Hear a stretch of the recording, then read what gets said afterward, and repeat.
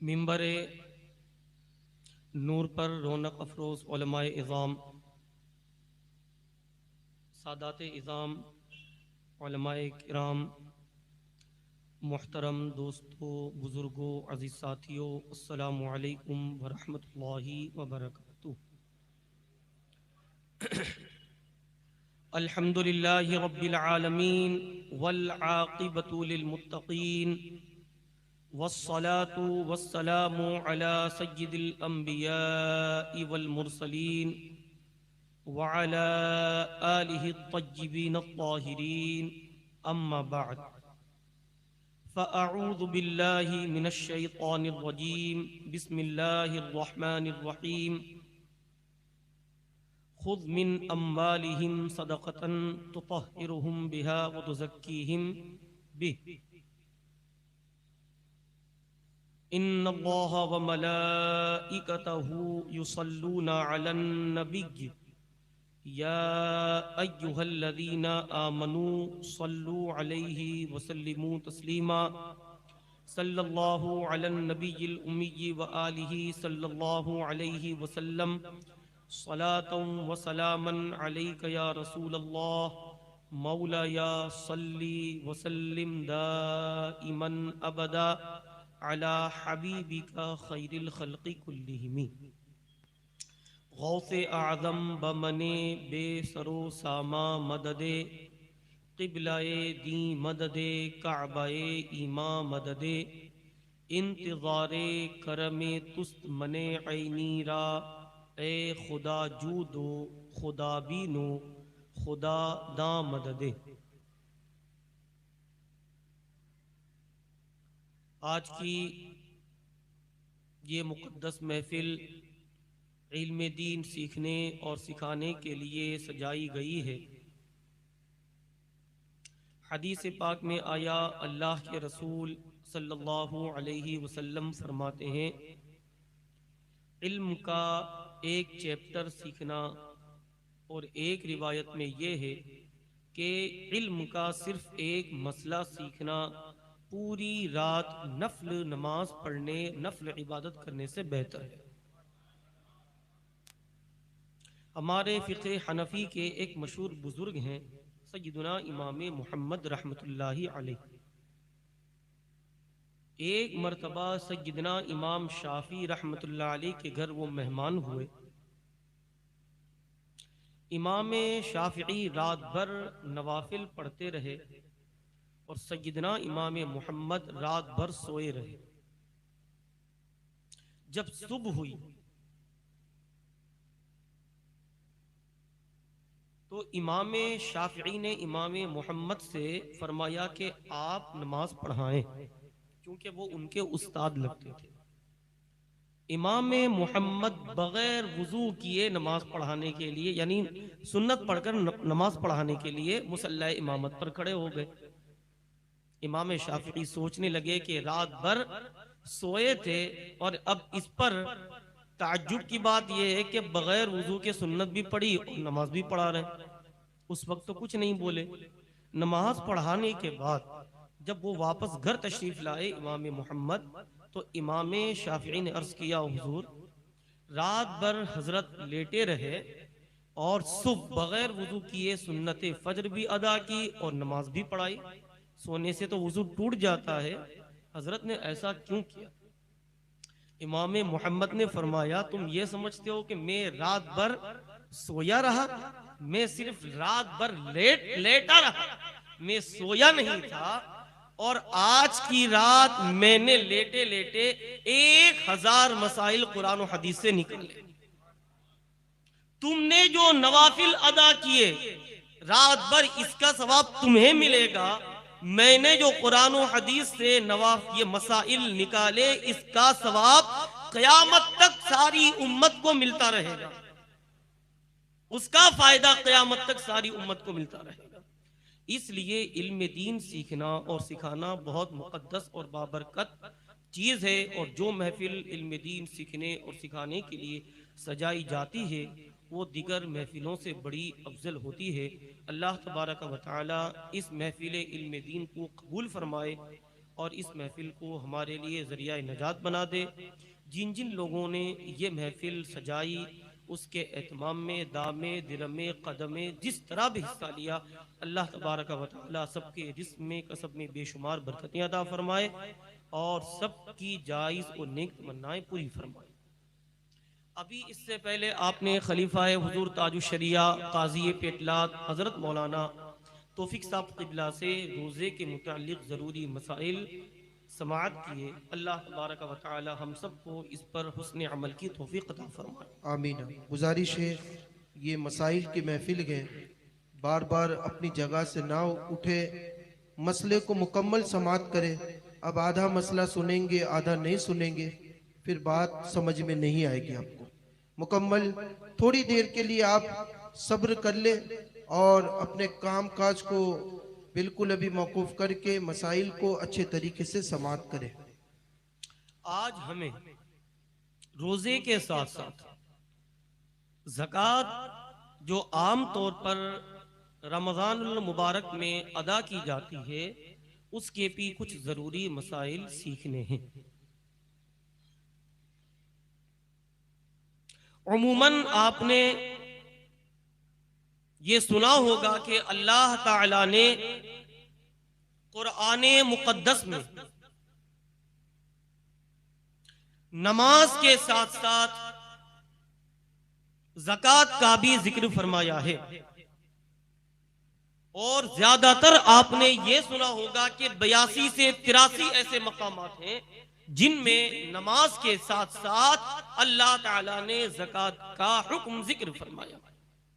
मगर अल्लामा शामी रहमतुल्लाह अलैह जो फ़िक़्ह हनफी के अजीम मुहक्किक हैं वो फरमाते हैं कि 82 या 83 मकामात नहीं बल्कि 32 मकामात ऐसे हैं।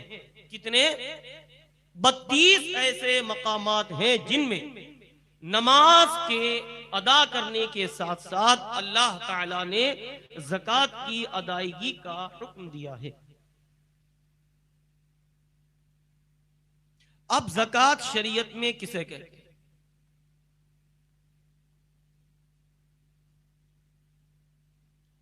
अल्लाह तबारक व तआला के लिए माल का एक मखसूस हिस्सा जिसका अदा करना शरीयत में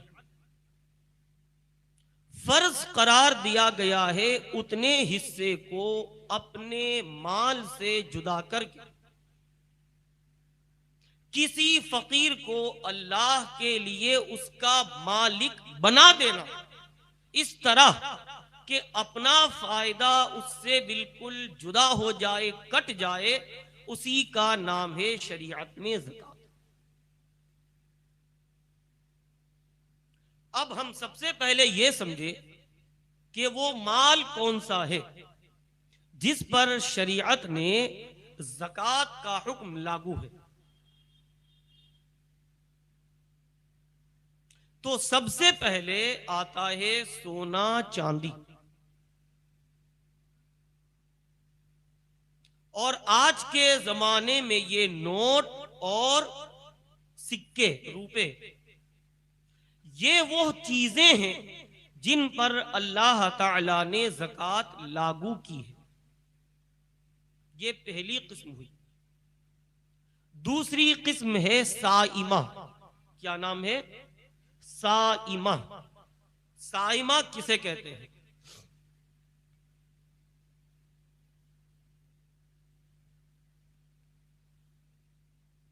जिनका दूध वगैरह का कारोबार होता है वो क्या करते हैं?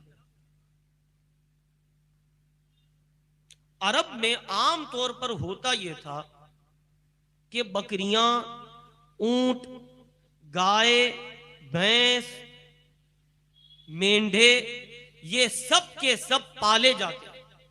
किस तरह कि इनका चारा घर लाकर उन्हें दिया नहीं जाता, बल्कि वो खुद जंगल में जाकर चरा करते।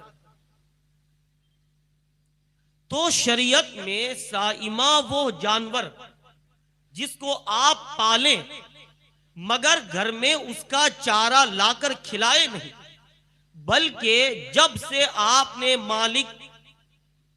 मालिक बनकर उसे पालने लगे, उस वक्त से पूरा साल गुजरने तक साल के अक्सर हिस्से में, मसलन जनवरी में इस तरह का जानवर लाए तो जनवरी से लेकर दिसंबर ये पूरा साल होता है, साल के अक्सर हिस्से में ले जाते हो और ले जाकर वो खुद चरता हो। और ये जानवर आपने पाला क्यों? खेती बाड़ी के लिए नहीं, हल चलाने के लिए नहीं, उस पर सवारी लादने के लिए नहीं, उससे कामकाज लेने के लिए नहीं, बल्कि सिर्फ और सिर्फ दूध के लिए, नस्ल बढ़ाने के लिए, खाने के लिए नहीं, बल्कि सिर्फ और सिर्फ फरबा करने के लिए, शौकिया तौर पर दूध के लिए, नस्ल बढ़ाने के लिए। अगर जानवर जो पाला गया और साल भर के अक्सर हिस्से में जंगल में जाकर वो चरता रहा, तो ऐसा जानवर शरीयत में साइमा कहलाता है। क्या कहलाता है? आजकल ये चीज नहीं पाई जाती है। अगर किसी के यहां ऐसा बिलफर्ज है जो मैंने वजाहत की, तो वो पर्सनली तौर पर अपना मसला पूछ सकते हैं, तो उस वक्त इंशाल्लाह ये बताया जाएगा कि कितनी बकरियों पर कितनी ज़कात है। मगर आम तौर पर ऐसा नहीं होता। यह है दूसरी किस्म का माल। तीसरी किस्म का माल है माले तिजारत, व्यापार का माल। माले तिजारत भी शरीयत में वो माल है जिस पर शरीयत की जानिब से ज़कात देना फर्ज है। लिहाजा इन तीनों किस्मों से जो माल खारिज है उस पर ज़कात ही नहीं। जैसे हमारे घर में खाने पीने की जो चीजें होती हैं, इसी तरह लोगों से राबता करने के लिए ये जो फोन होते हैं, पहनने के लिए जो कपड़े होते हैं, इस्तेमाल करने के लिए जो बाइक, गाड़ी, साइकिलें रहती हैं, इसी तरह रहने के लिए जो मकानात होते हैं, किराए पर देने के लिए जो मकानात होते हैं, तो इन प्रॉपर्टी पर शरीयत ने ज़कात ही लागू नहीं की। क्योंकि ये न सोना चांदी है, न रुपया पैसा है, न साइमा है, न माले तिजारत। इसी तरह जो लोग खाना पकाने का कामकाज करते हैं और उनके पास देगे रहती हैं पकाने के लिए, जो शख्स लोडिंग का कामकाज करता है और उसके पास लोडिंग के लिए वाहन होते हैं, जो आदमी किसी दूसरे की या अपनी ही रिक्शा चलाए ताकि उस रिक्शे के जरिए वो आमदनी हासिल करे, तो ऐसे लोडिंग वाले जानवर पर, ये क्या कहते हैं, वो व्हीकल पर, सामान पर, कि जिसके किराए से वो फायदा उठाता है लोडिंग के जरिए, या ये रिक्शा जिसको भाड़े पर चलाकर उस भाड़े से वो फायदा उठाता है, देख भाड़े पर देकर देख से भाड़ा उठाता है, ये किराए से फायदा उठाता है, तो इस देख पर, इस लोडिंग वाले व्हीकल पर और इस क्या कहते हैं ये रिक्शे पर शरीयत में ज़कात नहीं। इसी तरह एक आदमी के पास दुकान और मकानात हैं और वो इन दुकानों और मकानों को किराए पर देता है। किस पर देता है? किराए पर।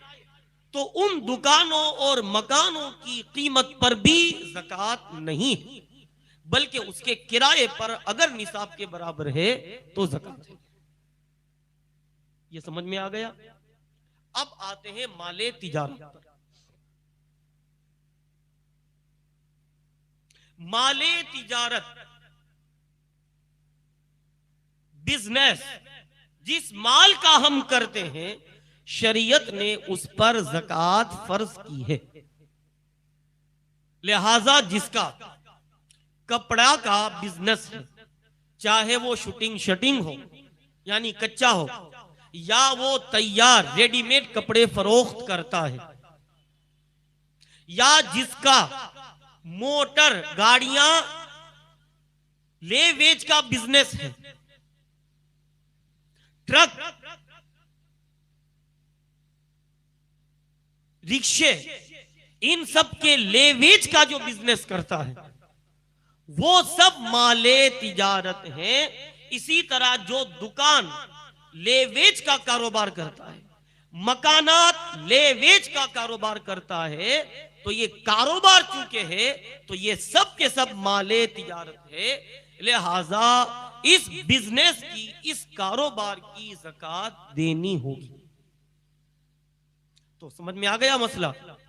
एक आदमी वो होता है जो दुकान मकान किराए पर देता है, समझे। एक आदमी वो होता है जो दुकान मकान ले वेच का कारोबार करता है।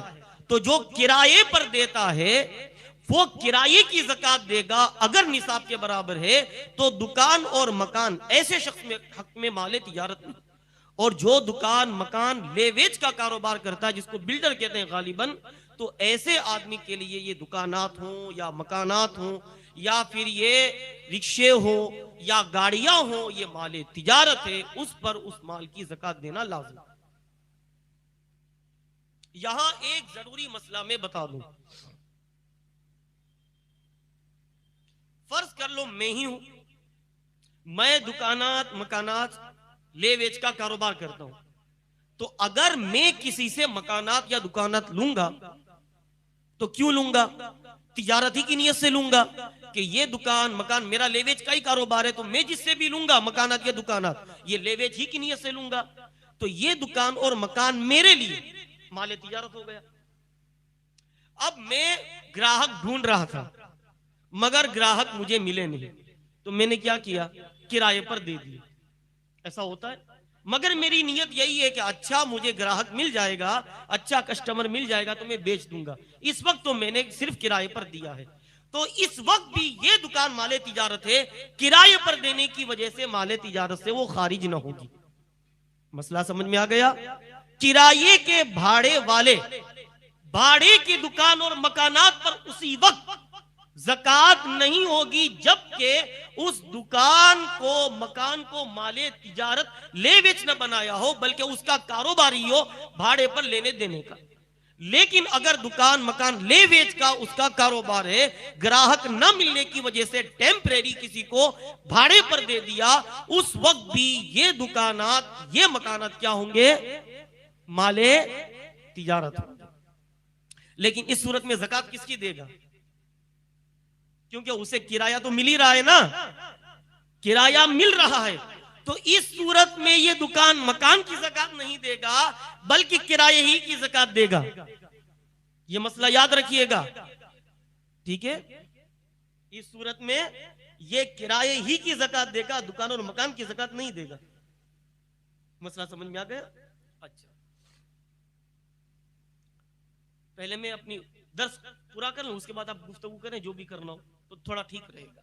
हो सकता है कि आगे आपके जहन में जो बातें हों वो खुद ब खुद हल हो जाए। अच्छा, अब ज़कात कितनी मिकदार में फर्ज है? तो देखिए, ज़कात दो तरह की होती है। एक जमीन की ज़कात होती है और एक जमीन के अलावा जो मैंने 3 किस्में बनाई उसमें से किसी एक किस्म की ज़कात होती है। जमीन की ज़कात को हम उश्र कहते हैं। क्या कहते हैं? उश्र। आज हम इससे गुफ्तगू नहीं करेंगे, इसके मुताल्लिक गुफ्तगू नहीं करेंगे। हमारी गुफ्तगू है जमीन के अलावा जो हम सोना चांदी रुपया पैसा और माले तिजारत रखते हैं उस बारे में। तो इन चीजों की ज़कात शरीयत ने रखी है 40वां हिस्सा। कितना? 40वां हिस्सा। लिहाजा सोना अगर 7.5 तोले की मिकदार है। कितना? और 7.5 तोले का इस जमाने में होता है 93 ग्राम 312 मिलीग्राम। ये लिख लीजिएगा। 7.5 तोला सोना, इसका जदीद वजन कितना होता है? 93 ग्राम 312 मिलीग्राम। या किसी के पास चांदी है, और चांदी कितनी है? कम से कम 52.5 तोला। 52.5 तोला चांदी का इस जमाने में जो वजन है वो है 653 ग्राम 184 मिलीग्राम। कितना? 653 ग्राम 184 मिलीग्राम। ये किसी के पास कम से कम चांदी है। आज मेरे ख्याल से आज का मैं अहमदाबाद का रेट बताऊं तो 1 तोला सोने का गालिबन आज का है 69,000। और सोने का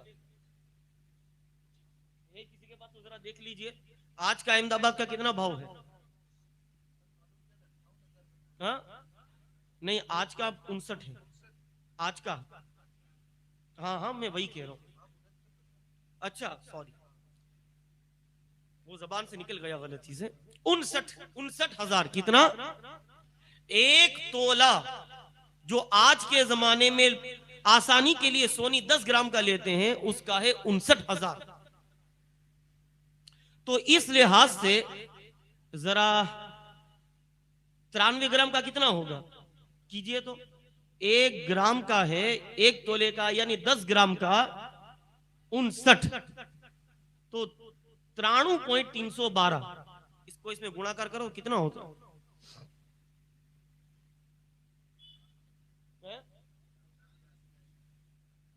4,42,000। हम 440 को आसानी के लिए माने। 4,40,000 की कीमत का अगर किसी के पास सोना है। और चांदी का कितना होता है? आज चांदी का भाव है 61,000 1 किलो। 1 किलो यानी 1000 ग्राम, तो 52,500 653 ग्राम। इसमें भांगिया करना पड़ेगा ना। 1000 ग्राम का है 61,000, तो 653 का कितना होगा? कोई साहब जरा हिसाब करके बताए। मैं हिसाब नहीं कर पाया हूं। 1000 ग्राम का है 61,000 आज का भाव अहमदाबाद का, तो 653 ग्राम का कितना हुआ? पहले 1 ग्राम का निकाल लो और उसको 653 में ज़र्ब दे दो।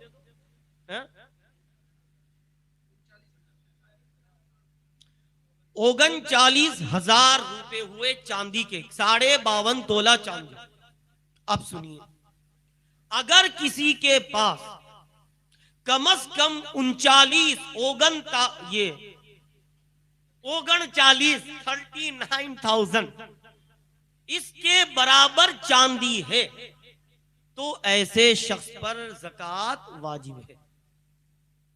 या उसके पास इतनी चांदी तो नहीं, लेकिन थोड़ी चांदी और कैश रुपया रखा है। इन दोनों को मिलाने से कम 39,000 रुपए की कीमत के बराबर हो जाता है।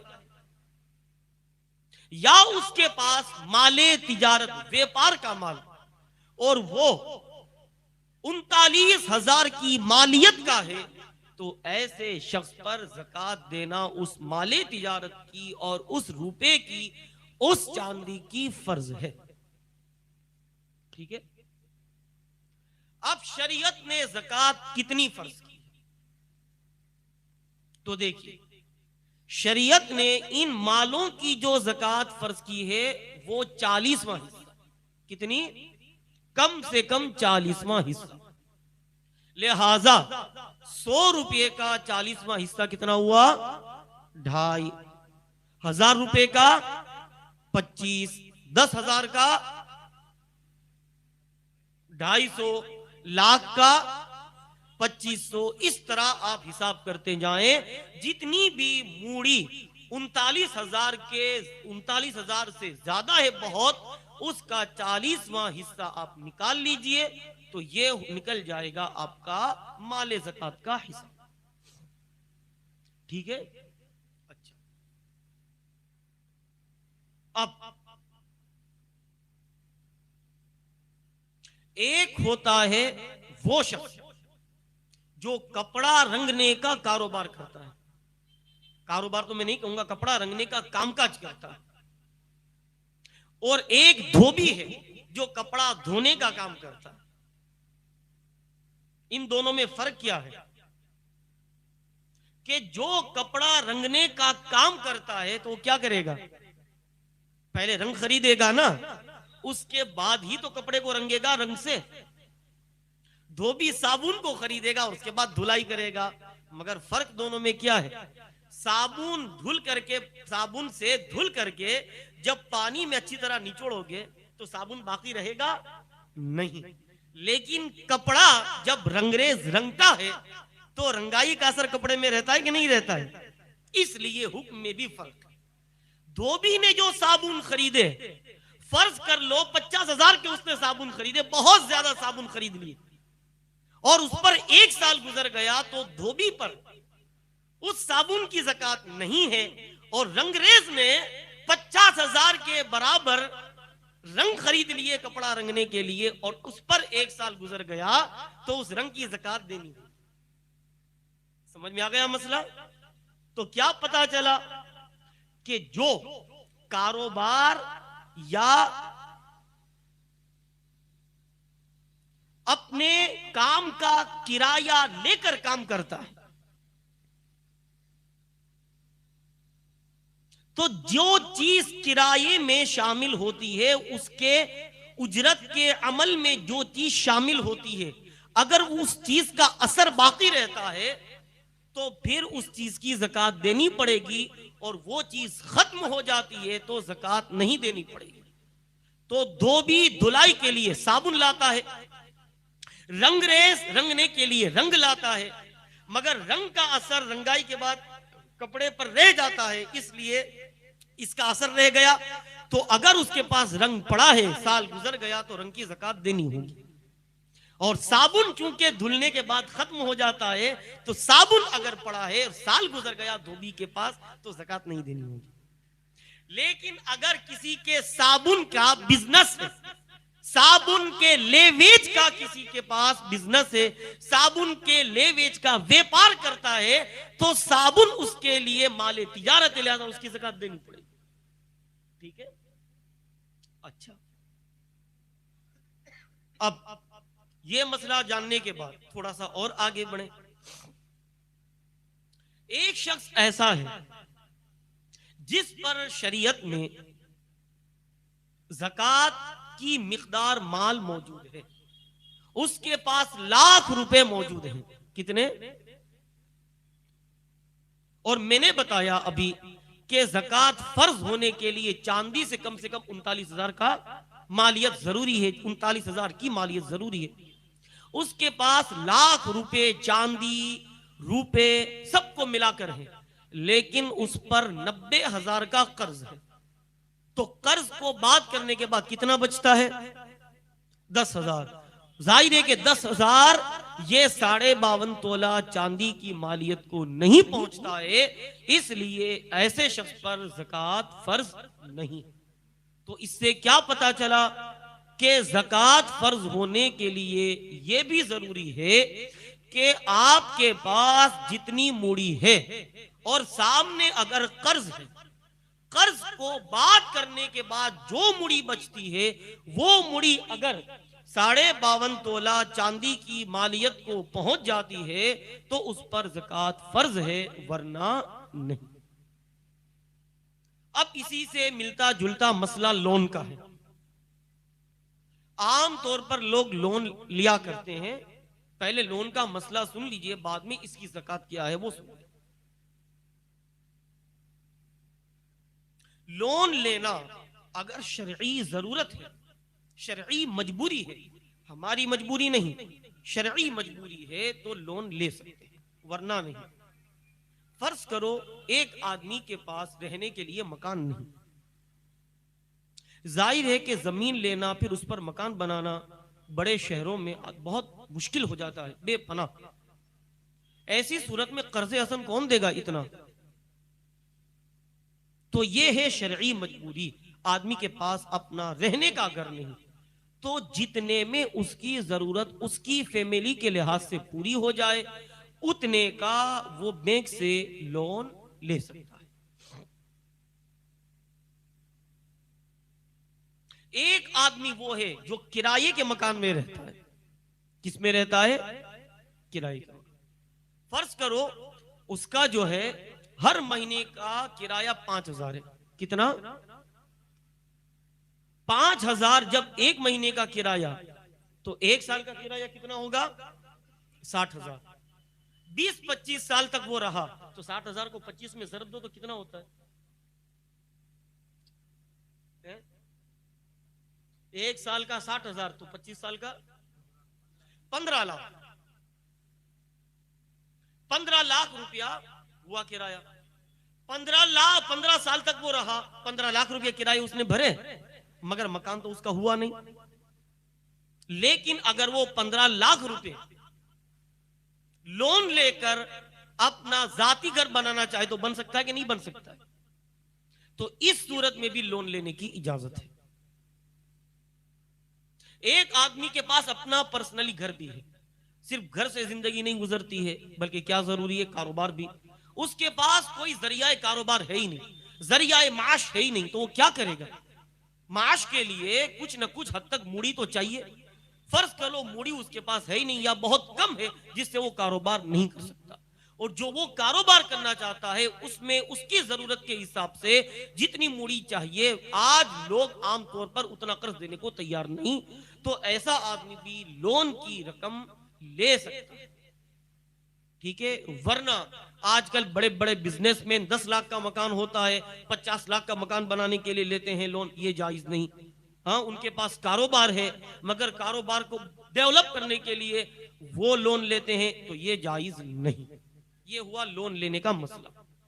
लेकिन अगर किसी ने लोन ले लिया तो उसकी ज़कात का क्या हुक्म है? फर्ज करो आपने 10 लाख की लोन ली, चाहे शरई मजबूरी हो या न हो। इस सूरत में ऐसा नहीं कि हर महीना जो आपको किस्तवार भरना है, इसको क्या कहते हैं? प्रीमियम। हर महीना जो प्रीमियम भरना है उतना बात करो, ऐसा नहीं है। कुल जितने आपने लोन ली वो कुल के कुल बात होगी। अब एक आदमी ऐसा है जिसके पास 11 लाख रुपए है। कितने? और उसने 10 लाख की लोन ली, तो कुल का कुल 10 लाख रुपया उसका माना जाएगा कर्ज देन, और 11 लाख में से कुल 10 लाख रुपया उसका बात किया जाएगा। बाकी जितना बचेगा 1 लाख उसकी वो ज़कात देगा। ठीक है? अच्छा, अब ज़कात में एक चीज मैंने बताई, मालिक बनाना जरूरी है। क्या है? मालिक बनाना। अब रमजान का महीना आया, हाफिज साहब ने नियाज का एहतमाम किया। नियाज भी नहीं कहूंगा, एक समझाने के लिए कहता हूं, खिलाने का एहतमाम किया। हाफिज साहब ने वो ज़कात की रकम से खिलाने का एहतमाम किया। फुकरा और मसाकीन को बुलाया और कहा कि ये तुम खाना खा लो, और ये नियत करते हैं कि इस खिलाने से मेरी ज़कात अदा हो जाए, तो नहीं होगी। ये तो यहां बुलाकर इनको खिला रहे हैं, मालिक तो नहीं बना रहे। मालिक बनाना तो ये हुआ कि खाने का फूड पैकेज जो होता है वो लेकर उसको दे दो कि ये तुम्हारा, मैं तुम्हें मालिक बनाता हूं। तो अगर किसी ने खाने का मालिक नहीं बनाया, अपने घर पे बुलाकर वो खिलाता है ज़कात की रकम से, तो उससे ज़कात अदा नहीं होगी, बल्कि जरूरी है कि फूड पैकेट वो बनाकर उसे उसका मालिक बना दे ज़कात की रकम से, और वो शरई फकीर है तो ज़कात भी अदा हो गई, और फूड पैकेट से उसकी जो खुराक है उसका सामान भी, उसका इंतजाम भी हो गया। इसी तरह हमारे यहाँ आमतौर पर रमजान के महीने में ज़कात की जगह यानी रुपए की जगह अनाज देते हैं ज़कात की रकम से, तो यह भी जायज है। अगर ज़कात के बदले यानी रुपए के बदले अगर कोई अनाज, कीट वगैरह लेकर राशन का इंतजाम करवा करके फकीरों को, जो शरई फकीर हैं, जात और बिरादरी के नहीं, शरई फकीरों को उसका मालिक बना दिया, तो उससे भी उतनी ज़कात अदा हो गई।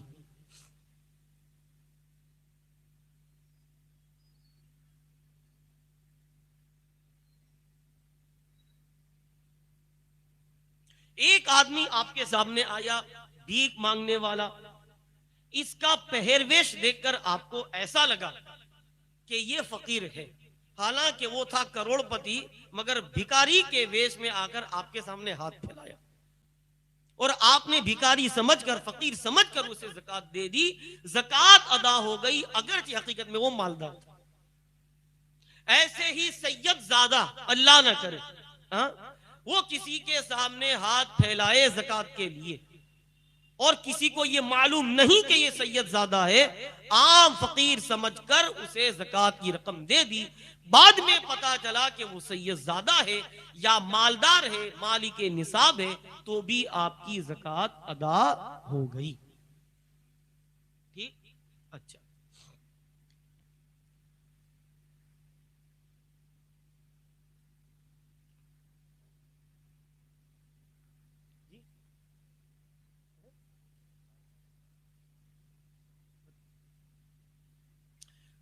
अब हम क्या करते हैं आमतौर पर, जो आप लोगों के लायक जो मसाइल हैं वही मैं बता रहा हूं, ठीक है। हम जब जरूरत होती है और बैंक से लोन लेते हैं तो क्या बैंक ऐसे ही हमें लोन दे देता है? क्या करना पड़ता है? सोना गिरवी रखना पड़ता है ना, या मकान गिरवी रखना पड़ता है, जो भी हो, कोई ना कोई चीज तो गिरवी रखनी पड़ती है। फर्ज कर लो किसी ने सोना गिरवी रख लिया जी, किसी ने सोना गिरवी रख लिया और बैंक से वो कर्ज ले रहा है, तो क्या जो सोना उसने गिरवी रखा उसकी ज़कात देगा कि नहीं? तो अगर बैंक में आपने पैसे के बदले, लोन के बदले सोना गिरवी रखा, तो जितने साल तक गिरवी रखा उतने साल तक उस सोने की ज़कात आप पर लागू और लाजिम नहीं होगी। फर्ज कर लो 5 साल में आपने 10 लाख रुपए किस्तवार बैंक को भर दिए, आपको 5 लाख के बाद सोना मिल गया, तो 5 लाख, ये बार बार मैं 5 लाख कह रहा हूं, 5 साल के बाद आपने किस्तवार लोन जमा करके भर करके अपना सोना ले लिया, तो 5 साल के बाद जो सोना मिला, अब 5 साल तक जो बैंक के कब्जे में था, उन 5 सालों की ज़कात आप पर देना लाजिम नहीं। मसला समझ में आ गया? तो जितने साल तक आपने सोने को गिरवी पर रखा, उतने साल की ज़कात गिरवी चीज मिल जाने के बाद लाजिम नहीं होगी। ऐसे ही आपने किसी मुसलमान का भला हो, इस नियत से उसे लाख रुपए कर्ज दे दिए, ठीक है, लेकिन बजाय इसके कि वो एहसान माने, वो इनकार करता है, तुमने तो मुझे कर्ज दिया ही नहीं और आपके पास कोई गवाह भी नहीं। अब उसके दिल में खुदा का खौफ आया और आपको 5 साल के बाद वो लाख रुपए उसने वापस कर दिए। कितने साल के बाद? 5 साल के बाद। तो अब ऐसी सूरत में उस लाख रुपए की ज़कात जो हर साल बनती थी वो लाजिम नहीं होगी, क्योंकि आपके पास गवाह नहीं है और वो कर्ज का इनकार करता। लेकिन अगर वो एहसान फरामोश नहीं, एहसान शनास है, वो कहता है कि आपका मुझ पर कर्ज है, जब मुझे मेड़ पड़ेगा मैं आपको आपकी रकम चुका दूंगा, ठीक है। तो जब आपके कब्जे में आएगी, उस वक्त जितने साल गुजर गए, उन तमाम गुजरे हुए सालों की ज़कात अब एक साथ देनी पड़ेगी। अब वही आदमी अगर 5 साल के बाद आपको लौटाता है 1 लाख रुपए, तो 5 सालों के अंदर लाख लाख की जो ज़कात बनती थी, वो 5 साल में जब कब्जा होगा उस वक्त एक साथ देनी लाजिम होगी। लेकिन एक साथ इतनी ज़कात देना यकमुश्त दुश्वार होता है।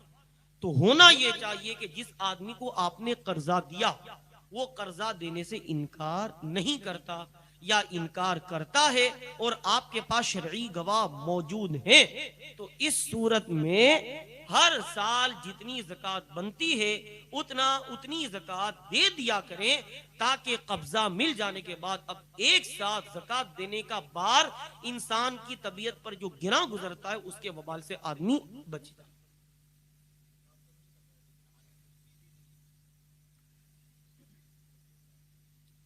जो माल आपने किसी को दे दिया और आने की उम्मीद है ही नहीं, फर्ज कर लो वो दरिया में गिर गया, वो माल किसी ने आपका चुरा लिया, वो माल किसी ने आपका गसब कर लिया और आपके पास गवाह नहीं, या वो माल गुम हो गया और कौन ले गया कुछ पता नहीं, तो अब ऐसी सूरत में उसके आने की उम्मीद कहां से होगी। तो ऐसे माल को जब मान लो कि किसी भी तरह कब्जा हो गया, एक आदमी ने चोरी कर ली, आपको पता नहीं, या आपको पता भी है कि उसने चोरी कर ली, वापस आने की उम्मीद नहीं है, लेकिन उसके दिल में अल्लाह का खौफ आया और उसने 1-2 साल के बाद लौटा दिया, तो 1-2 साल की ज़कात आप पर लागू नहीं होगी। ठीक है, शरीयत में उसे माले जिमार कहते हैं। क्या कहते हैं? माले जिमार, ऐसा माल जिससे फायदा उठाना बिल्कुल खत्म हो जाए और उस माल के आने की उम्मीद नहीं, तो ऐसी सूरत में वो माल माले जिमार कहलाता है। और जब कब्जा होगा उस वक्त जितने साल गुजर गए उन गुजरे हुए सालों की ज़कात लाजिम नहीं होगी।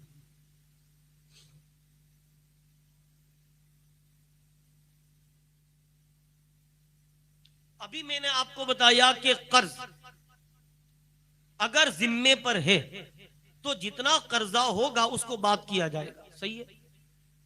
मान लो पहली रमजान, आमतौर पर लोग अपने निसाब का साल मानते हैं, पहली रमजान तक उसके पास कोई कर्ज नहीं था, एकदम उसका जिम्मा फारिग था कर्ज से, उस पर ज़कात तो लागू हो गई। अब 1 साल गुजर गया, पहली रमजान के बाद जब दूसरी रमजान आई उस वक्त उसे किसी न किसी वजह से कर्जे की जरूरत पेश आई, उसने किसी से कर्ज लिया, तो क्या ये कर्जा जो उसने 1 साल गुजरने के बाद लिया वो बात किया जाएगा कि नहीं किया जाएगा? तो हुक्म यह है कि 1 साल के अंदर अंदर, साल गुजरने के अंदर जो कर्जा लागू हुआ वो बात किया जाएगा। साल गुजरने पर जितनी ज़कात होनी थी वो लाजिम हो गई जिम्मे पर, उसके बाद अगर किसी ने कर्ज लिया और अपना जिम्मा देन में मशगूल रखा तो वो बात नहीं किया जाएगा। तो 10 लाख रुपए एकदम फ्रेश थे, किसी का कोई कर्जा नहीं, तो उसकी ज़कात देनी होगी। अब एक रमजानुल मुबारक आई तो 10 लाख की ज़कात देनी। अब दूसरी रमजानुल मुबारक को उसने 5 लाख का कर्जा ले लिया, तो अब कितनी ज़कात देगा? दूसरी रमजानुल मुबारक को उसने 5 लाख का कर्जा ले लिया तो कितनी ज़कात देगा? 10 लाख की देगा कि 5 लाख की? क्यों? साल गुजरने के वक्त 10 लाख रुपए की ज़कात उस पर लाजिम हो गई।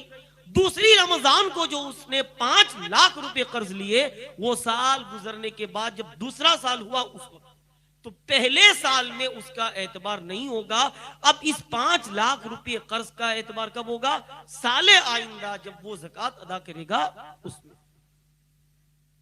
एक बात, कभी कभी ऐसा भी होता है इंसान पर अल्लाह ने बहुत फराख दिल बना हुआ है, किसी इंसान को, उस पर फर्ज करो लाख रुपए ज़कात के हैं, उसने 2 लाख दे दिए। क्या दे दिए? 2 लाख। और वो ये चाहता है कि ये 2 लाख मैंने जो दिए ज़कात के मुझ पर तो लाखों रुपए ज़कात बनती थी, ये जो 1 लाख रुपए मैंने जायद इस साल दे दिए, वो साले आइंदा उसका हिसाब किताब कर लूं तो ऐसा कर सकता, ऐसा कर सकता। एडवांस जिसको हम कहते हैं ज़कात देना, क्या कहते हैं? लिहाजा दूसरे साल में वो हिसाब किताब करने के बाद जितनी ज़कात हुई उसमें से लाख रुपए वो बात करके बाकी जितनी बनती है उसकी ज़कात वो दे दे, तो दोनों साल की ज़कात मान ली।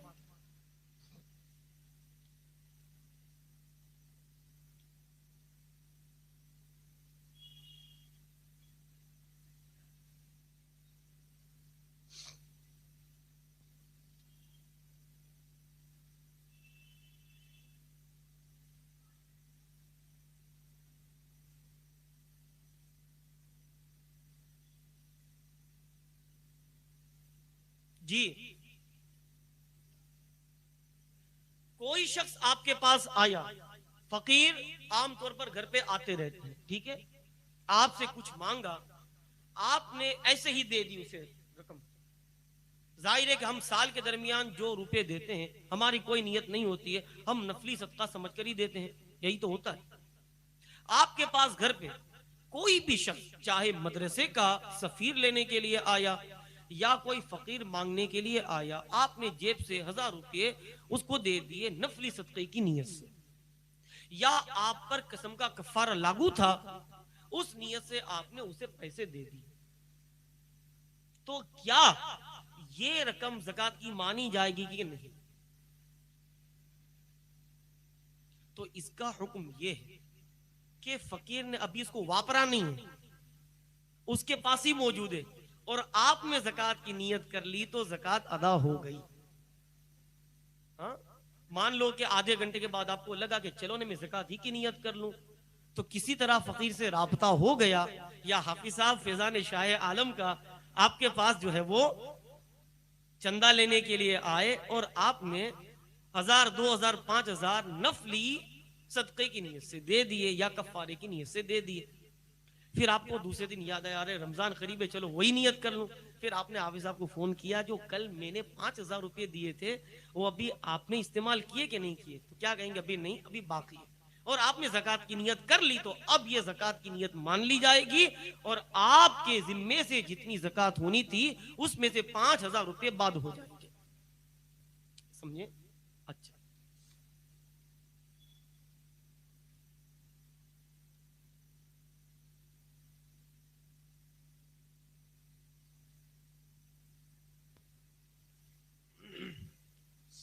सैयद को ज़कात दे सकता है अपने रिश्तेदार? जिसके जहन में जो भी सवाल हो वो इंशाल्लाह ताला आखिर में एक साथ सुन लूंगा, बराबर? इंशाल्लाह। अच्छा, 1 घंटा हो गया, ठीक, चलिए। आपने किसी को अमानत के तौर पर कोई रकम दी, मैंने मौलाना अशरफ साहब को लाख रुपए दिए, अपने पास आप अमानत रखिएगा, मैं जब सफर करके वापस आऊंगा तो आपसे वो रकम ले लूंगा। अब मैं सफर करके आया, मौलाना अशरफ ने कहा कि भाई वो रकम तो जाय हो गई। वो रकम क्या हो गई? जाय हो गई। मैं कहा नहीं, वो जाय का मतलब किसी भी तरह वो चोरी हो गई, किसी ने लूट बूट लिया, जो भी, बराबर, बर्बाद हो गई, हिलाक हो गई। मैं कहूंगा नहीं, अब तो मैं कोर्ट में जाकर कोर्ट का दरवाजा खटखटाऊंगा, पुलिस के पास जाकर कंप्लेन करवाऊंगा। बोले नहीं, एक काम करो ना, लो 50,000 रुपये ले लो, ताकि झगड़ा ना हो 50,000 रुपये में। और वो इस तो क्या इससे ज़कात अदा होगी? इससे ज़कात अदा नहीं होगी, क्योंकि खालिस अल्लाह के लिए मुझे मालिक नहीं बना रहे। वो क्यों मालिक बना रहे? झगड़ा वो इसकी, ठीक है। अच्छा, एक दो और अहम मसला ज़कात की तारीफ में मैंने ये भी बताया कि माल जब किसी फकीर को दो, उससे आपका फायदा वाबस्ता किसी भी तरह नहीं होना चाहिए। इसका मतलब क्या? मेरे जिम्मे ज़कात है, किसी शख्स के जिम्मे ज़कात है, उसने अपने माँ बाप को ज़कात दे दी, गरीब जो थे, या अपनी औलाद को ज़कात दे दी जो शरअन गरीब हो। बालिग हो उनको ज़कात देकर मालिक बना दिया। जाहिर है कि फायदा किसका होगा? किसका होगा? बाप ही का होगा या बेटे ही का होगा? अगर बेटे को दिया तो बेटा घर ही में इस्तेमाल करेगा, बाप को दिया तो वो भी घर ही में इस्तेमाल करेगा। तो मालिक तो बनाया, मगर उसमें मेरा अपना फायदा भी साथ में शामिल है। इसलिए माँ बाप को, औलाद को ज़कात देने से ज़कात अदा नहीं। हाँ, अगर भाई को ज़कात दी, फूफी को ज़कात दी, मामू को ज़कात दी, बहनों को ज़कात दी, भतीजों को ज़कात दी, भतीजियों को ज़कात दी, और वो शरअन ज़कात लेने के हकदार हुए तो ज़कात अदा हो गई। नाना नानी जो हमारे उसूल में आते हैं, दादा दादियां, माँ बाप, बेटा बेटी, पोता पोतिया, नवासा नवासिया, पढ़ पोता पढ़ नवासियां, लकड़ पोता लकड़ नवासियां, इनको देने से ज़कात अदा नहीं। तो ये मैंने ज़कात के कुछ जरूरी मसाइल बयान किए। अभी मुझे एक मसला ये भी याद आया। आमतौर पर हम क्या करते हैं, किसी को कर्ज दे दिए, हाँ, किसी को भी हम कर्ज दे दिए। अब होता क्या है कि रमजान तक वो आपका कर्जा नहीं चुका सका, वो हकीकत में ज़कात लेने का हकदार था, आप उसको नहीं, वो आपको कर्जा नहीं चुका सकता। तो हमारे ज्यादातर भाई क्या करते हैं, चलो नहीं इसके जिम्मे जितना कर्जा है वो मैं ज़कात के हिसाब में ले लेता हूं। ऐसा नहीं हो सकता। अब क्या करना पड़ेगा, तो गौर से सुनिएगा। फर्ज करो ज़ैद है, उसने खालिद को 50,000 रुपए कर्ज के तौर पर दे दिए। रमजान आ गया, ज़ैद को ज़कात निकालनी है, तो उसने खालिद को जो 50,000 रुपए कर्ज में दिए वो डायरेक्ट ज़कात में हिसाब नहीं कर सकता, बल्कि पहले वो ज़ैद अपनी जेब से 50,000 निकालेगा और खालिद के हाथ में देकर मालिक बनाएगा ज़कात की नीयत करके। अब वो खालिद से कहेगा कि तुम्हें जो मुझे कर्ज के तौर पर 50,000 देने हैं उस नीयत से तुम मुझे वापस कर दो। तो क्या होगा, जब आपने उसको दिया ज़कात की नीयत से तो आपकी ज़कात भी अदा हो गई। अब जब वो 50,000 आपको वापस करेगा तो कर्ज की नीयत से आपको मिल गया, आपकी ज़कात अदा हो गई और उसका कर्ज अदा हो गया। अब बताइए, जो भी जरूरी मसाइल किसी के जहन में हो तो फिर मैं इंशाअल्लाह एक के बाद दिगरे उसे बयान करता जाऊं। आप क्या पूछ रहे थे, मैंने बताया, कोई आखिर में पूछ लीजिएगा, वो साहब वहां पे थे। हाँ बोलो। है? है?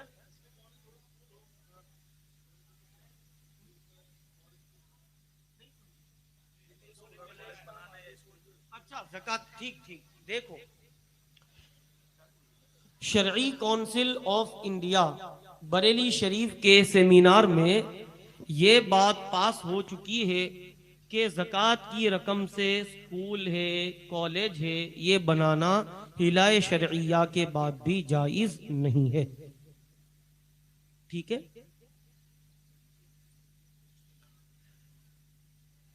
हाफिज साहब का सवाल ये है कि अगर कोई सैयद साहिबे निसाब है, उस पर ज़कात फर्ज है, तो क्या वो अपने उस रिश्तेदार जो सैयद है उसको ज़कात दे सकता है जो गरीब है, फकीर है?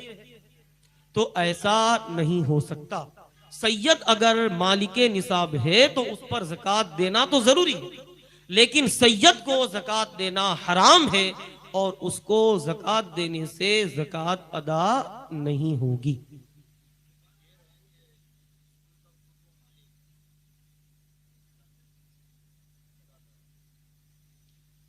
आप ज़कात की रकम से पूछ रहे हैं कि ज़ात की रकम से पूछ रहे हैं?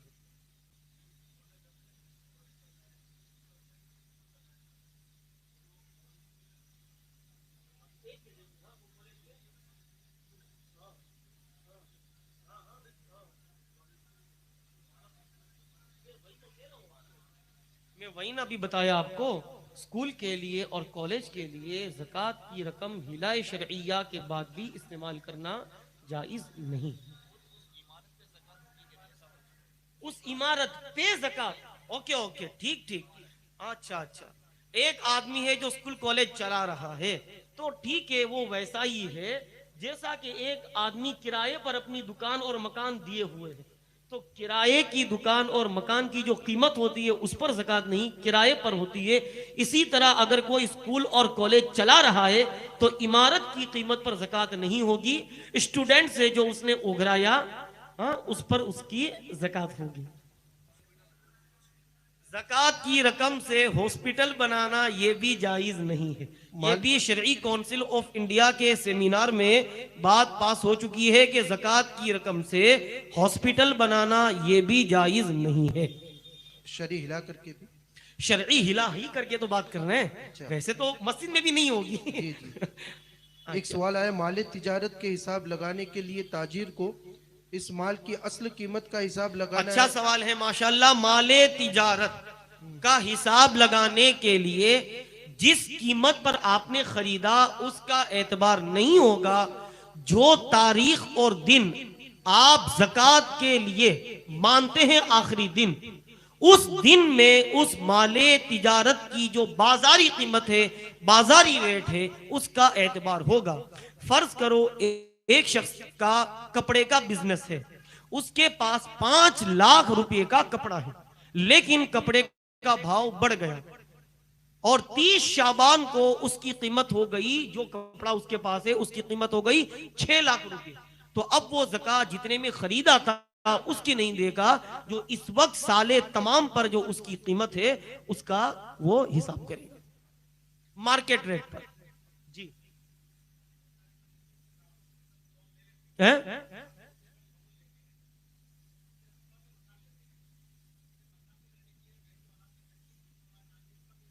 फिर से बताओ, मैं सही से सुना नहीं।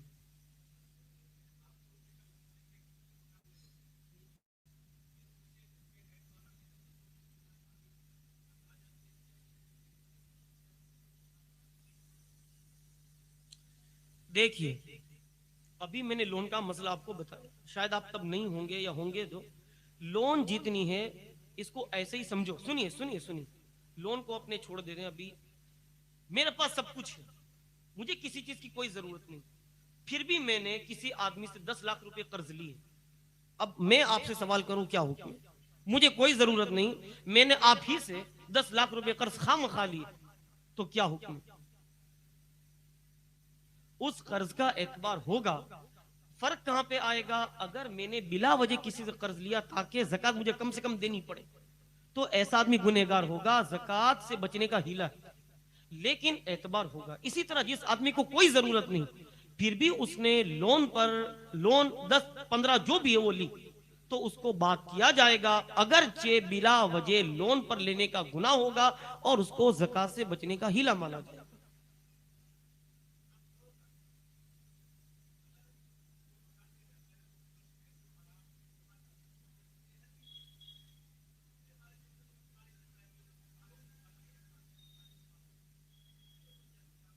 तो मैं वही तो कह रहा हूं आपको कब से, सोना चांदी जो उसके पास है, देखो जिस मकान में रहता है उसकी कीमत का एतबार नहीं होगा, आप समझिए। बाकी सोना चांदी और कैश रकम जो उसके पास है, फर्ज करो कि वो है 20 लाख, कितना, और इसने लोन लिया 10 लाख का, तो 10 लाख बात करके जो 10 लाख बचे उसी की वो ज़कात देगा। समझे आप? मकान भाड़े से लेना है और डिपॉजिट 50,000 दी है, उसकी ज़कात किस पर है? मकान मालिक पर होगी या भाड़वार पर? फिर से बताइए।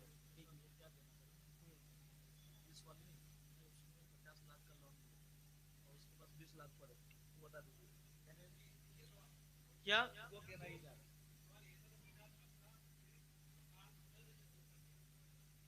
50 लाख का लोन कर्ज के तौर पर लिया, फिर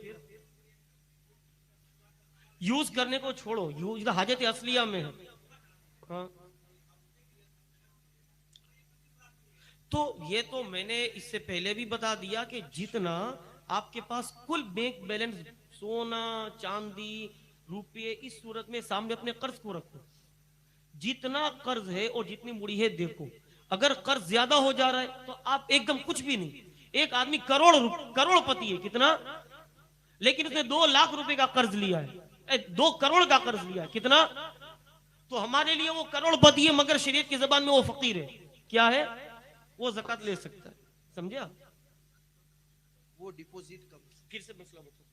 मकान भाड़े से जो लेते गए और उसकी डिपॉजिट 50,000 रुपए जैसे मकान मालिक को दिया। देखिए, डिपॉजिट की शरई हैसियत जो आज के जमाने में है वो कर्ज की है। किसकी? और कर्ज का जो हुक्म है वो डिपॉजिट का हुक्म है, बराबर। तो मैंने किसी को कर्ज दिया तो ज़कात कौन देगा? मैं ही दूंगा। यही हाल किसका है? डिपॉजिट का। डिपॉजिट देने वाला ही उसकी ज़कात देगा। जब कब्जे में आ जाएगा तो तमाम पिछले सालों की ज़कात देनी होगी ना, इसलिए वो हर साल थोड़ा थोड़ा देते जाए ताकि बाद में दिक्कत ना हो।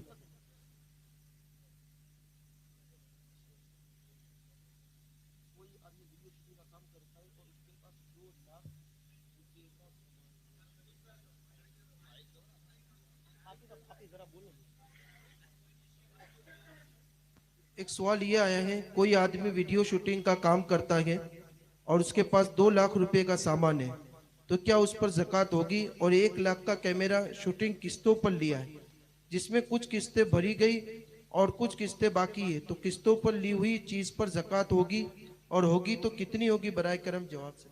देखो, जो शूटिंग का कामकाज करता है वो वैसे ही है जैसा बार बार मैंने बताया कि हम किराए को हमें मतलब है किराए से, लेकिन जो चीज किराए का सामान है उस पर ज़कात नहीं। दुकान मकान जो आदमी भाड़े पर देता है वो किसकी ज़कात देगा? भाड़े की, दुकान मकान की नहीं। तो अगर कोई शूटिंग का कारोबार करता है और उसके लिए उसके पास 2 लाख रुपए का कैमरा है, तो ये उसके लिए आलाए तिजारत है। क्या है? आलाए जरियाए माश है। तो वो आदमी कैमरे की ज़कात नहीं देगा, उससे जो आमदनी हुई उस आमदनी की वो ज़कात देगा, बराबर। तो वो तो उस पर देन होगी, वो तो और बात मानी जाएगी, बात की जाएगी। अगर किसी ने लाख रुपए का कोई कैमरा लिया किस्त पर, तो जितनी किस्त है साल भर की, बल्कि मैं कहता हूं लाख रुपया ही, वो तो कर्जदार माना गया। लाख रुपया सामने बात करना होगा। बता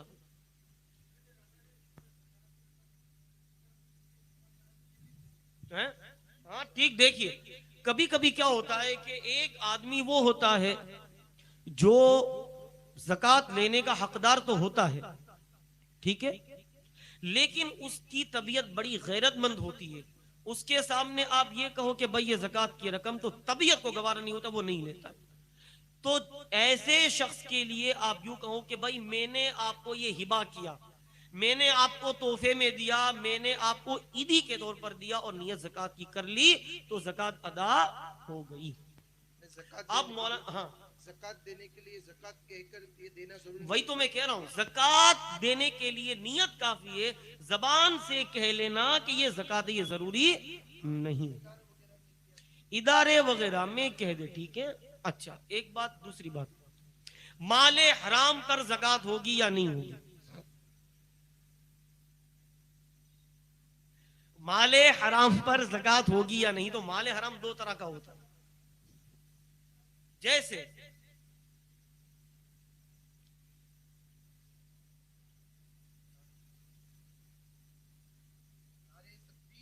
अल्लाह अकबर, या रसूल अल्लाह, जिंदाबाद। अस्सलाम वालेकुम। बैठिए बैठिए। माले हराम 2 तरह का होता है।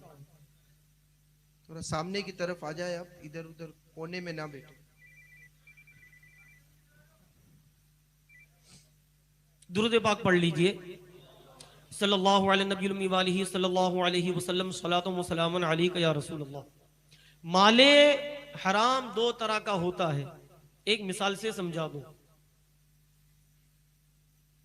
एक आदमी ने किसी का माल लूट लिया, गसब कर लिया या चोरी कर लिया, तो जो माल उसने चुराया है या जो माल उसने गसब किया है, लूटा है, वो माल किसका है? लुटेरे का है या जिसका लूटा उसका? आप खुद ही बताइए, किसका है?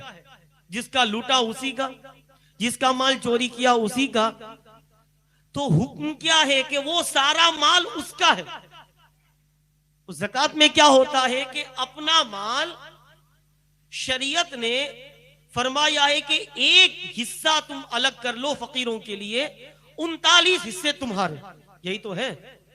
100 रुपये के 2.5 रुपये तुम फकीर को दो, बाकी 97.5 तुम्हारे।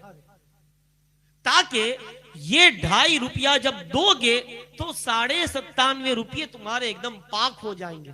तो जिसके 100 के 100 रुपये हरामी के हो, तो क्या एक हिस्सा ज़कात में निकालने से 97.5 रुपये पाक हो जाएंगे? फिर जरूरी है कि कुल का कुल माल उसी को दे दो जिसकी चोरी की है या जिसको आपने लूटा। एक चीज। दूसरी चीज, बाज वो माले हराम होते हैं कि शरीयत में इस तरह कमाई गुनाह है, लेकिन अगर आप कब्जा कर लो तो आप उसके मालिक हो जाओगे। जैसे ब्याज। ब्याज में क्या होता है? ब्याज लेना हराम है ना, लेकिन उस मुसलमान ने खुद आपको तो दिया है, अपनी राजी खुशी से, मजबूरी से, जो भी, लेकिन खुद उसने दिया है। वो आपको दिया, आपने ले लिया, आप उसके मालिक हो गए, मगर सूद के तौर पर दिया और आपने सूद के तौर पर लिया, इस वजह से ये हराम है। समझे कि नहीं समझे? हाँ, तो आप हो गए उसके मालिक। जब मालिक हो गए तो ऐसी सूरत में ये हुई मिल्क मिलके खबीस। क्या हुई? मिल्क मिलके खबीस। क्या आप उसको अपने पास रख सकते हैं या उसको लौटाना जरूरी है? लौटाना जरूरी है। तो क्या पता चला कि चाहे माले हराम पहली किस्म का हो चाहे दूसरी किस्म का हो, ज़कात किसी पर होगी ही नहीं। असल मालिक जो है उसको लौटाना हर हाल में जरूरी है। ज़कात का बेस ये है कि जब 2.5 रुपये निकालोगे 97.5 रुपये हो जाएंगे पाक, और ये 100 के 100 रुपये जिसके 40 हिस्से हो 2.5 करके, ये सब के सब नापा के खबीस हैं। तो ऐसी सूरत में 2.5 रुपया निकालने से बाकी 97.5 तो पाक हुए नहीं। इसलिए चाहे वो किस्म अव्वल का हो चाहे किस्म दोम का हो, हर हाल में उसकी ज़कात होगी ही नहीं, बल्कि जो असल मालिक है उसको देना जरूरी है। अब अगर किसी को ज़कात के मुतालिक कुछ पूछना हो तो पूछ सकते हैं, और अगर आपको तशफ़ी हो गई, पेट भर गया, तो अब मैं आपसे रुखसत हो जाऊं। फरमाए फरमाए क्या होता है? नहीं भाई, हेलो। एक साल गुजरने पर जो ज़कात अदा करनी है, तो अक्सर लोग ऐसे होते हैं कि साहिब निसाब तो है, लेकिन उनको ये याद नहीं है कि साहिब निसाब वो कब बने, और सालों से ये मामला चल रहा है। तो उसके लिए कोई एक ख़ास दिन का तयन किस तरह किया जा सकता है? सही है ये सवाल, माशाल्लाह बड़ा अच्छा है। मैं खुद इस सवाल के जवाब में बहुत साल तक मैं खुद भी परेशान रहा। आज 99% नहीं, 99.99% लोग वो हैं जो कब मालिके निसाब हुए उन्हें अपनी असली तारीख याद ही नहीं। ठीक है, आज ज्यादातर वो लोग हैं, मुझे तो अल्हम्दुलिल्लाह याद है, मगर ज्यादातर वो लोग हैं जिनको याद नहीं है। और मेरे पास ये सवालात हर साल कसरत से आते थे इस तरह के। फिर मैंने अपने बुजुर्गों से इस बारे में राब्ता किया, तो उनका जवाब ये था कि आमतौर पर लोग जो दिन अपने लिए फी ज़मानिना जो मुकर्रर करते हैं वो भी कर ले। आज रिवाज ये है कि पहली रमजान को, यानी जिसको मालूम है उसकी बात नहीं कर रहा हूं, जिसको अपना मालिके निसाब होना किस महीने में या किस दिन वो याद नहीं, या महीना याद है तो दिन याद नहीं, तो लोग आज के जमाने में रमजान मुबारक की पहली तारीख को ज़कात का दिन मानते हैं। तो वो वही दिन मान ले और उसी हिसाब से वो अपनी ज़कात के देने का इंतजाम करे। हर साल फिर वो यही रखे, ठीक है, उसमें फिर वो ताखीर बिला उज़्र न करे। ठीक है,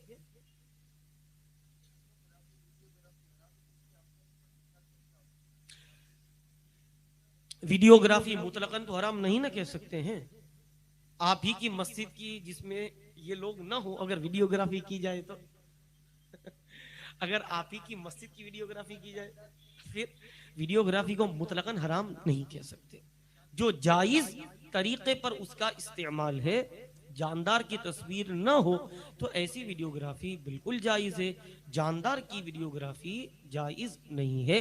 तो चूंकि वीडियोग्राफी में दोनों तरह की आमदनी रहती है, जायज और नाजायज दोनों, इसलिए कुल आमदनी उसकी पाक मानी जाएगी। ठीक है, बिल्कुल ज़कात होगी उस पर। हाँ फरमाएं।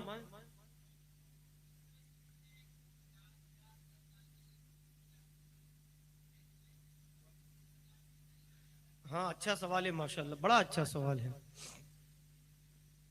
बैंक में आप जो अपनी ज़कात फिक्स करते हैं,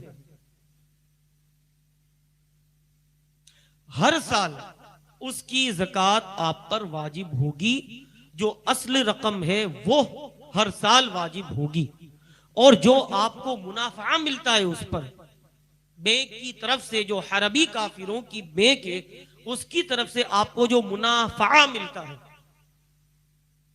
बेनिफिट मिलता है, उस पर जब आपका कब्जा हो जाए उस साल ज़कात होगी।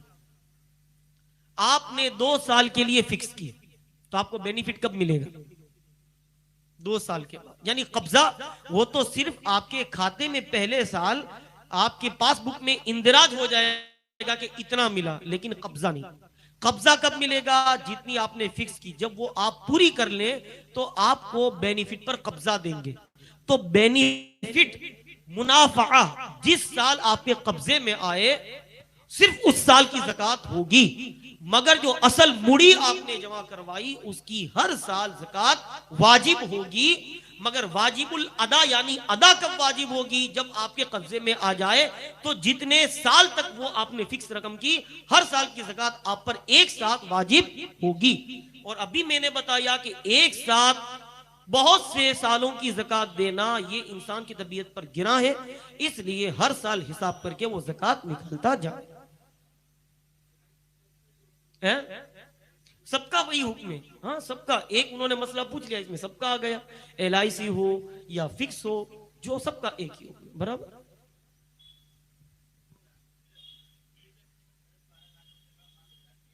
है।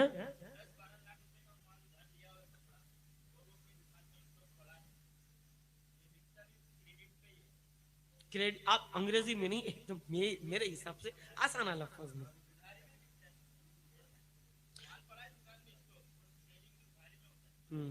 आपने जिस व्यापारी से लिया तो खुद आपने उधार पे लिया, और जो आप देते हैं वो भी उधार पे, यानी आप भी किसी के कर्जदार है और आपका भी कोई कर्जदार है। तो वो अपनी बात करेगा, आप अपनी बात करो।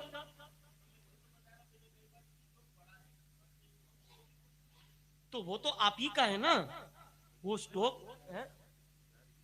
तो क्या हुआ, जब उसने उधारी कबूल कर ली, कब्जा दे दिया, तो ये इनके मालिक हो गए। सामने वाले, फर्ज कर लो आपका कपड़े का कारोबार है, आपने 10 लाख रुपए के कपड़े लिए, ठीक है, आपका बिजनेस है, ये आपका माल तिजारत हो गया।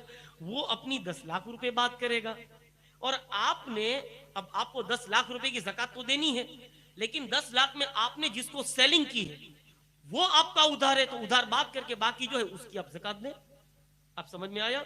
जैसे मैं हूं, मैंने आपको 10 लाख रुपए का कपड़ा दिया, आप कपड़े के ताजिर हैं, आपने मौलाना इस्माइल साहब को और हाफिज साहब वगैरह को आपने कुल मिला के जो सेलिंग की है वो 5 लाख रुपए की सेलिंग की, वो उधार पे। तो मैं कितना करूंगा? 10 लाख, और आप कितना बात करेंगे? 5 लाख, ठीक है। और एक सवाल ये है कि मदारिस वगैरह में जो ज़कात का फंड होता है उसका हीले शरी करवाने के बाद उसे इस्तेमाल करते हैं, लेकिन बहुत से मदारिस ऐसे होते हैं कि जहाँ पर बग़ैर मखारिज के तालीम दी जाती, वैसे ही गरीब इलाके हैं बग़ैर मखारिज के तालीम दी जाती है, तो ऐसी जगह पर ज़कात का फंड देना।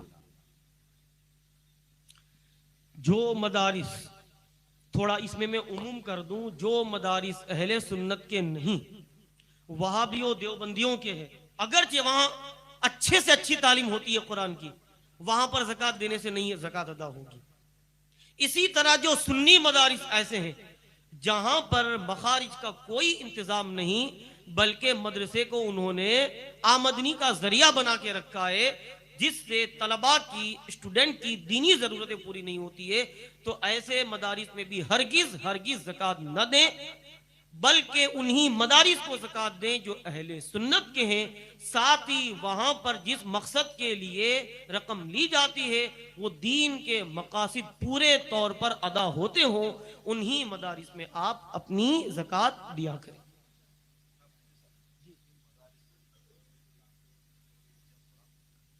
देखिए, मदारिस बहुत से ऐसे होते हैं जिनके पास बैलेंस काफी मिकदार में है। कुछ मदारिस ऐसे होते हैं जिन्हें बर वक्त ज़कात की रकम हिलाए शरइया के बाद इस्तेमाल करने की ज्यादा हाजत होती है, तो अपनी ज़कात उन मदारिस में दिया करें जिनमें ज्यादा जरूरत है। फिर भी अगर किसी ने उस मदरसे में ज़कात दी जहां पर जरूरत नहीं है जाहिरन, मगर वो सुन्नी मदरसा है, दीन के तकाजे पूरे होते हैं, तो ऐसे मदरसे में ज़कात देना और हिलाए शरइया के बाद उसका इस्तेमाल करना ये जायज तो है। मगर ऐसे मदरसे को हत्तल इम्कान अगर जरूरत नहीं तो फिर आप न दें। देना इसलिए है, जायज है कि आज एक मदरसा लोगों के चंदे पर चल रहा है। फर्ज कर लो उस मदरसे को खुद कफील होना है, यानी वो ये चाहता है कि वो खुद अपने मदरसे की दुकानें, मकाने बनाए ताकि उसको भाड़े पर देकर मदरसे की जरूरियात खुद मदरसे की आमदनी से पूरे हो। तो भी इसकी जरूरियात है ना, इसलिए ऐसे मदरसे में अगर किसी ने दे दी तो ज़कात हिलाए शरइया के बाद अदा हो गई। बैलेंस पड़ी है वो अलग है, लेकिन जरूरियात मौजूद है। बराबर। इन चीज़ों से ज़कात के मसाइल से ज़रा हट के एक ही सवाल है और नहीं करूँगा। वो एक सवाल ये है कि रमज़ानुल मुबारक का महीना आता है तो आम तौर पर देखा ही जाता है कि मस्जिद में तोड़फोड़ बहुत ज़्यादा होती है। यानी जैसे ये अच्छी मस्जिद है, ज़रूरत पूरी हो रही है, फिर भी कुछ न कुछ बना हुआ है उसको तोड़कर नया बनाते हैं, महंगा बनाते हैं। तो इस तरह ये जो तोड़फोड़ करते हैं, या मान लो कि कोई ऐसा आदमी मिल गया कि भाई ये दीवार आप गिरा दीजिए, मैं इसको शानदार बनवा देता हूं, तो ये इस तरह करना कैसा? देखिए, मस्जिदों की तामीर दो तरह से होती है, गौर से सुनिएगा। फर्ज कर लो फैजान शाह आलम, उसके तहत दुकानें चलती हैं, हाँ? वक्फ जिसको कहते हैं वक्फ, मस्जिदों के लिए जमीनें, दुकानें वक्फ हैं। वक्फ की आमदनी से मस्जिदें बनी, तो जब तक मस्जिद इस काबिल हो कि उसमें सहूलत के साथ आराम से नमाज पढ़ सकते हैं, फिर हम ये चाहें कि मस्जिद तोड़कर वक्फ की आमदनी से फिर मस्जिद बनाए, ये नहीं हो सकता। ये वक्फ का गैर जरूरी इस्तेमाल है। आजकल मस्जिदें जो बनाई जाती हैं वो लोगों की चंदों से बनाई जाती है। किसके? तो चंदा देने वालों की अगर इजाजत है कि ठीक है मस्जिद को तौसी करना है या और शानदार बनाना है और चंदा देने वालों की तरफ से उसकी इजाजत है, तो ये जायज और मुबाह है, उसमें शरन कोई कराहत और कबाहत नहीं। ज़रूरत पूरी हो रही है और कोई भी ऐसे मामला नहीं है कि उसको तोड़ा जाए, तो अगरचे कोई सेठ आदमी या कोई मालदार देता है तो बगैर ज़रूरत के उसको तोड़ना, मैं वही ना कह रहा हूं कि अगर जीनत बढ़ाना मकसूद है कि चलो थोड़ा और ज़ेबो जीनत का काम कर लें, 10 लाइटें उसकी जगह 20 लाइटें लगा दें, अगर कोई अपनी जेब से देता है मस्जिद तोड़ने के लिए, लगा दे वो तो अलग है। जो चीज बन गई है और उसकी जगह दूसरी चीज बनेगी और उसमें जो माल अगर खर्च कोई होगा, अपनी जाती रकम से भी देना चाहे तो बिल्कुल जायज है, उसमें नहीं हर्ज है। इसराफ क्यों? ला खैर फिल इसराफ वला इसराफ फिल खैर, नहीं बिल्कुल जायज है 100%। बिल्कुल। अल्लाह के घर की अगर कोई अजमत व शान बुलंद करने के लिए, रियाकारी के लिए नहीं, बल्कि इस नियत से अल्लाह ने मुझे बहुत पैसा दिया है, बहुत पैसा दिया है, मैं ये सोचूं कि ये मस्जिद अच्छी तरह चल रही है, लेकिन अल्लाह के घर की हुर्मत और अजमत लोगों की निगाहों में और ज्यादा हो, मैं उसको और अच्छी तरह बनाने के लिए हाफिज यूसुफ को पैसा दे दूंगा, ले मेरी तरफ से 50 लाख दे रहा हूं, आपको जैसी चाहे शान और शौकत के साथ मस्जिद बनाए तो ये बिल्कुल जायज है। मैं जीनत की बात नहीं कर रहा हूँ, फिर से एक बार सवाल दोहरा दूं। मैं मिसाल के तौर पर ये बनी है मस्जिद, ठीक है, इसमें लाइटिंग करना है, इसमें एसी लगाना है, मैं इसकी बात नहीं कर रहा हूँ, मैं तोड़ने ही की बात हाँ। कर रहा हूं। मैंने 50 लाख रुपए दिया, मैंने कहा ये तोड़कर पूरी नई मस्जिद बनाओ, एक मंजिला नहीं 2 मंजिला, ऐसी कि बिल्कुल महल जैसी शान और शौकत महसूस हो, ये जायज है। मेरा पैसा है, मैंने नेक काम में इस्तेमाल किया है, और हाफिज साहब पुरानी इमारत को तुड़वा करके इसके मलबे का भी पैसा लेकर इसमें डालेंगे ना, क्योंकि वक्फ की जो उनको तो सवाब मिलेगा ही। आप मलबे को क्या करेंगे, जाय नहीं ना करेंगे, मलबे को बेचेंगे ना, मलबा बेचने के बाद उसकी कीमत कहां लगाएंगे, मस्जिद में लगाएंगे, फिर तो उनका सवाब तो रहेगा ही रहेगा। उस कयामत तक वो मस्जिद बातिल नहीं हो सकती। मैंने तो इमारत तोड़वाकर अपनी जेब से ज्यादा रकम दी है आपको, ठीक है। अस्सलाम वालेकुम। अल्लाह ताला की बारगाह में दुआ है कि जो कुछ सुनाया गया, अल्लाह ताला हम सबको इस पर अमल की तौफीक अता फरमाए।